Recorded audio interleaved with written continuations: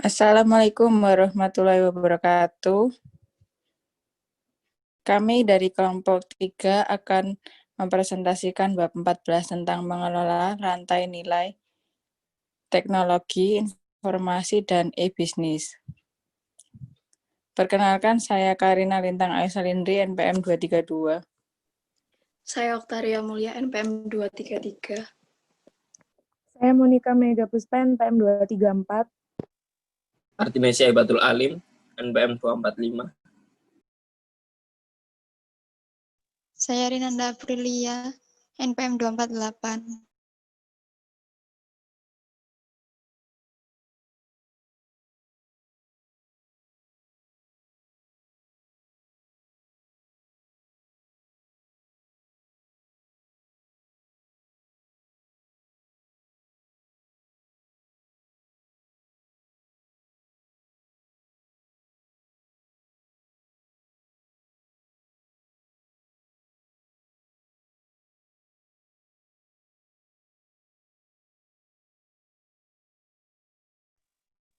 Saya Dewi Rati, NPM 257.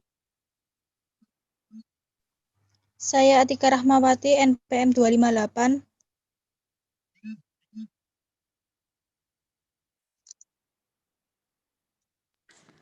Organisasi sebagai sebuah rantai nilai. Organisasi yang dipandang sebagai rantai nilai yang menerima masukan dari lingkungan berupa bahan mentah, kemudian dilakukan penambahan nilai sehingga menjadi keluaran berupa barang dan jasa. Manajemen operasi secara formal didefinisikan sebagai bidang manajemen yang berspesialisasi dalam produk barang dan jasa, serta alat-alat dan teknik-teknik khusus untuk memecahkan masalah-masalah produksi. Pada dasarnya, manajer operasi sibuk dengan segala kegiatan terlibat dalam pengubahan masukan menjadi keluaran, termasuk berbagai keputusan terkait masalah seperti bagaimana dan dari mana bahan mentah diperoleh, di mana fasilitas ditempatkan, dan peralatan apa yang dipasang di dalamnya, serta bagaimana barang atau jasa disampaikan kepada konsumen. Operasi manufaktur dan pelayanan.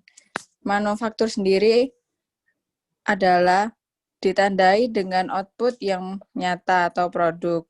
Output bahwa pelanggan mengkonsumsi lembur, pekerjaan yang menggunakan peralatan yang kurang tenaga kerja, dan lebih lanjut. Hubungi pelanggan kecil, tidak ada partisipasi pelanggan dalam proses konversi atau dalam produk, dan metode canggih untuk kegiatan produksi, mengukur, dan sumber daya konsumsi sebagai produk yang dibuat. Layanan ditandai dengan output tidak berwujud. Output bahwa pelanggan mengkonsumsi segera. Pekerjaan yang menggunakan peralatan yang lebih dan kurang tenaga kerja, kontak konsumen langsung, partisipasi pelanggan sering dalam proses konversi, dan metode dasar untuk mengukur kegiatan konversi dan konsumsi sumber daya. Beberapa layanan tetap berdasarkan, yaitu railroad layanan telepon, dan beberapa orang berdasarkan jasa konsultan pajak, yakni styling rambut.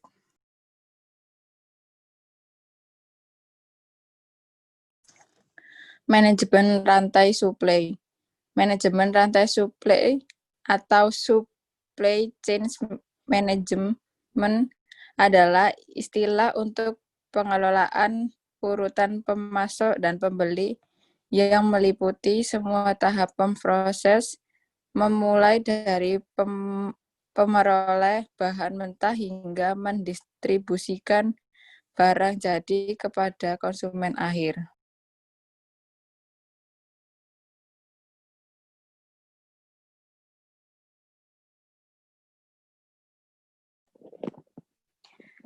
Manajemen rantai suplai, yaitu cakupan manajemen rantai suplai akan meliputi hal-hal berikut.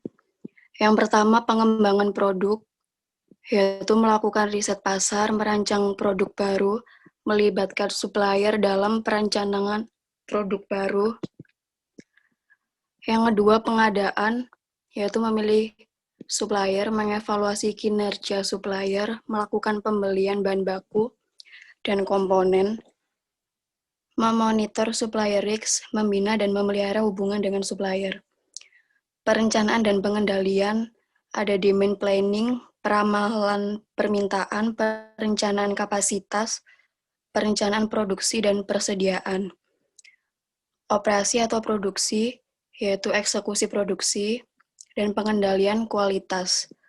Lalu yang terakhir, pengiriman atau distribusi, yaitu perencanaan jaringan distribusi, penjadwalan pengiriman, mencari dan memelihara hubungan dengan perusahaan jasa pengiriman, memonitor service level di tiap pusat distribusi.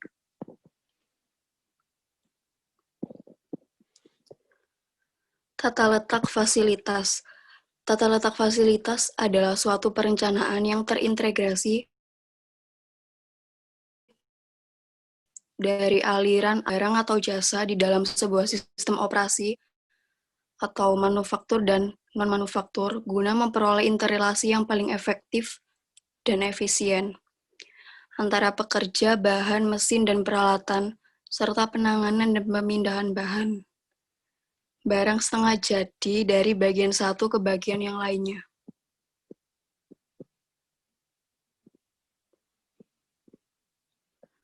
Tata letak proses merupakan tata letak fasilitas yang menempatkan mesin-mesin berfungsi sama di satu lokasi.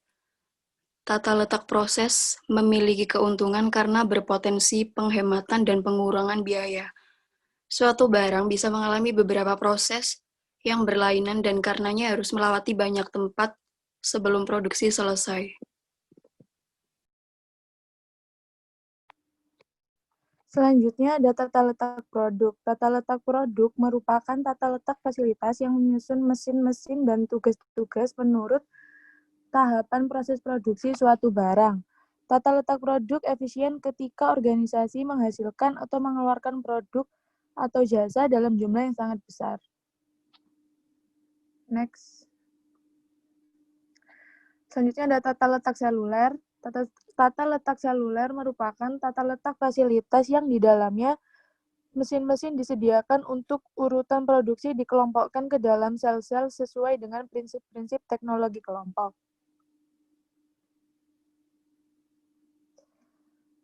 Tata letak posisi tetap. Tata letak posisi tetap merupakan tata letak fasilitas yang di dalamnya produk tetap berada di satu lokasi. Tugas dan peralatan yang diperlukan didatangkan ke lokasi tersebut. Tata letak posisi tetap digunakan untuk membuat produk atau jasa yang besar.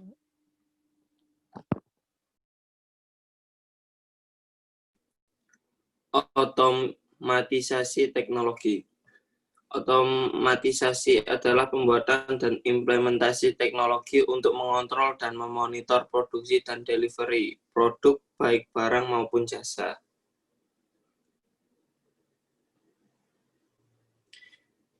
Identifikasi frekuensi radio atau IFR. Identifikasi frekuensi radio menggunakan medan elektromagnetik untuk secara otomatis mengidentifikasi dan melacak tag yang dilampirkan ke objek. Tag RFID terdiri dari transponder radio kecil, penerima, dan pemancar radio. Saat dipicu oleh pulsa interogasi elektromagnetik dari perangkat pembaca RFID terdekat, tag mengirimkan data digital, biasanya nomor inventaris pengenal, kembali ke pembaca.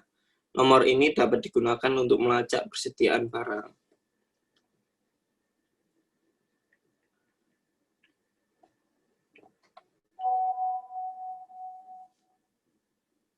Sistem produksi fleksibel. adalah sistem manufaktur yang dapat bereaksi secara fleksibel terhadap perubahan-perubahan. Dua macam perubahan sistem itu dapat berupa perubahan tipe produk yang akan dihasilkan atau machine flexibility, maupun perubahan urutan proses dalam pembuatan produk tersebut, yaitu routing flexibility. Keuntungan dari penggunaan FMS dalam suatu sistem produksi massal atau mass production adalah kemampuan fleksibilitasnya yang tinggi baik dalam mengalokasikan waktu dan usaha, sehingga dapat menaikkan produktivitas dan mutu produk serta menurunkan biaya produksi. Next.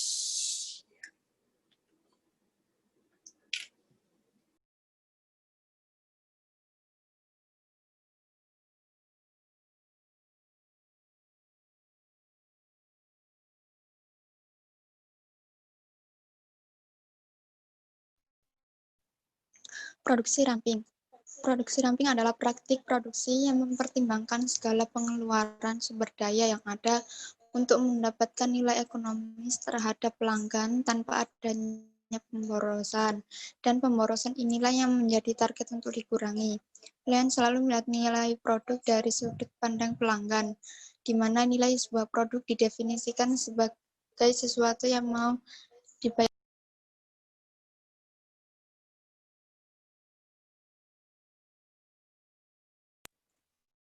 Manajemen persediaan.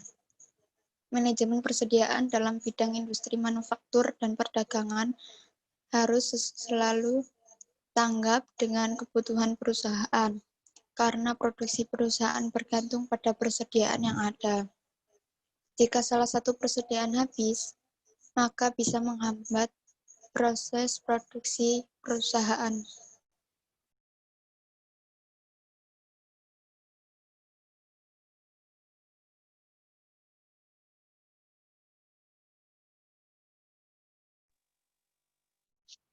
Pentingnya persediaan. Perusahaan harus melakukan manajemen persediaan untuk mencapai keseimbangan antara investasi persediaan, produksi, dan pemenuhan kebutuhan konsumen. Persediaan tepat waktu.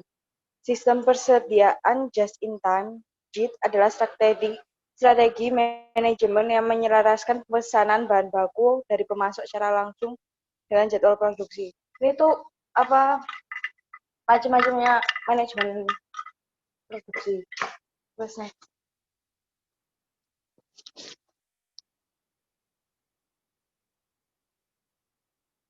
Teknologi informasi telah mengubah manajemen.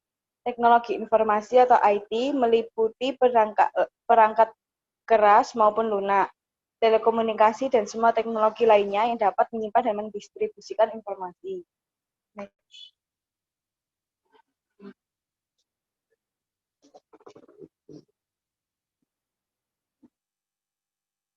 Ada 3. Yang pertama ada manajemen pengetahuan, yaitu kumpulan perangkat, teknik, dan strategi untuk mempertahankan, menganalisis, mengorganisasi, meningkatkan, dan membagikan pengertian dan pengalaman. Yang kedua ada sistem informasi manajemen. Adalah sistem perencanaan bagian dari pengendalian internal suatu bisnis yang meliputi pemanfaatan manusia, dokumen, teknologi, dan prosedur oleh akuntansi manajemen untuk memecahkan masalah bisnis seperti biaya produk, layanan, atau suatu strategi bisnis. Yang ketiga ada perencanaan sumber daya perusahaan, adalah sistem informasi yang diperuntukkan bagi perusahaan manufaktur maupun jasa yang berperan mengintegrasikan dan mengotomasikan proses bisnis yang berhubungan dengan aspek operasi, produksi, maupun distribusi di perusahaan bersama.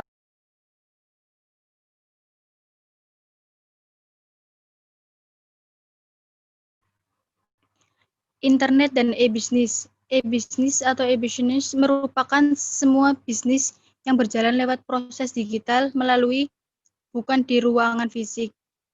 Hal yang paling lazim saat ini, e-bisnis berarti tautan elektronis lewat internet dengan konsumen, mitra, pemasok, pegawai, atau konstituen penting lain.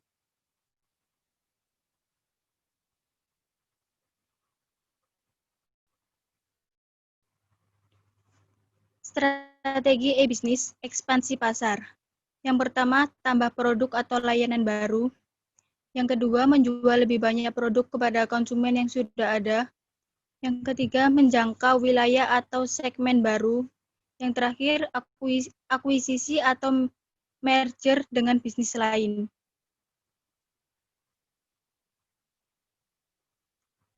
Strategi e-bisnis, meningkatkan efisiensi. Yang pertama, fokus pada satu hal pada satu waktu. Yang kedua, kurangi hal-hal yang tidak diperlukan. Yang ketiga, otomasi pekerjaan yang bisa dilakukan dengan bantuan teknologi. Yang keempat, memantau proses dengan menggunakan alat yang tepat.